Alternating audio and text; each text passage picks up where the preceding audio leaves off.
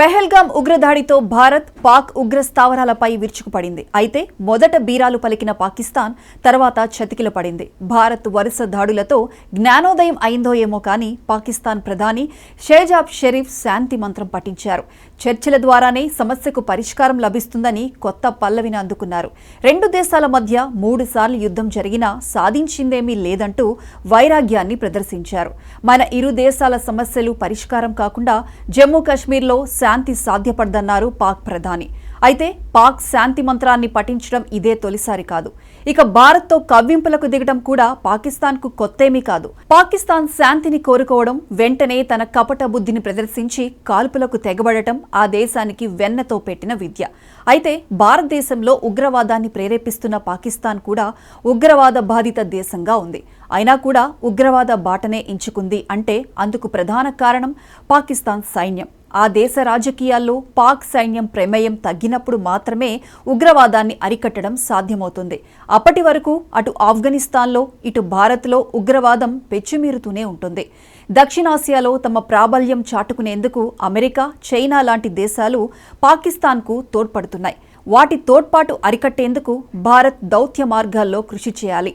అంతర్జాతీయంగా ఆయా దేశాలపై ఒత్తిడి పెంచాలి. ఇక చివరిగా కాశ్మీర్ సమస్యకు శాశ్వత పరిష్కారం లభించనిదే భారత్ ఉగ్రవాద దాడులు నిలిచిపోయే అవకాశం లేదు. ఆ సమస్యను పరిష్కరించేందుకు కృషి జరగాలి. మరోవైపున ఉగ్రవాదానికి, మతానికి మధ్య ఉండే లింక్ తెంచేయాలి. అలా చేయగలిగినప్పుడు మాత్రమే భారత్ ఉగ్రదాడులకు గురి కాకుండా ఉండగలుగుతుంది. అయితే పాకిస్తాన్ ప్రభుత్వాలు మాత్రం ప్రజల అభ్యున్నతికి పాటుపడకుండా ఉగ్రవాదులకు తోడ్పాటును అందించినంత వరకు ఇలాంటి ఘటనలు పునరావృతం అవుతూనే ఉంటాయి. అయితే భారత్తో కయ్యానికి కాలు దువ్వడానికి, ఢీకొనడానికి ముందుకు వచ్చింది చైనా కలిసి వస్తుందనే ఆలోచనతోనే. ఎప్పుడైతే భారత్ పాక్పై దాడులు ప్రారంభించిందో ఆ దేశాలు ఏం చేయాలో పాలుపోని స్థితిలోకి వెళ్లిపోయాయి. భారత్తో ఆ దేశాలకు ఉన్న వాణిజ్య అవసరాలు కావచ్చు, మరికొన్ని ఇతర కారణాలు కావచ్చు, పాక్కు చేయి అందించలేక శాంతి మంత్రం పఠించాలని హితవు పలికాయి. సైనిక సాయం చేస్తామని మాత్రం చెప్పలేకపోయాయి. ఎందుకంటే ఈ దేశాలలో ఏవి భారతదేశంతో వాణిజ్య భాగాన్ని కోల్పోలేవు.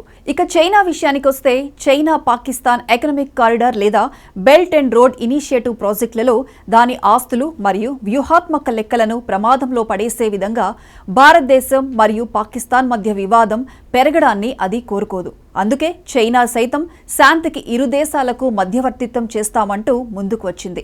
ఈ దేశాలేవి భారతదేశం పాకిస్తాన్ వివాదంలోకి దిగడానికి ఇష్టపడకపోవడంతో ఒంటరైన పాకిస్తాన్కు శాంతి మార్గం తప్ప మరే ఇతర మార్గాలు కనపడకపోవడంతో ప్రస్తుతానికి శాంతిని కోరుకుంది.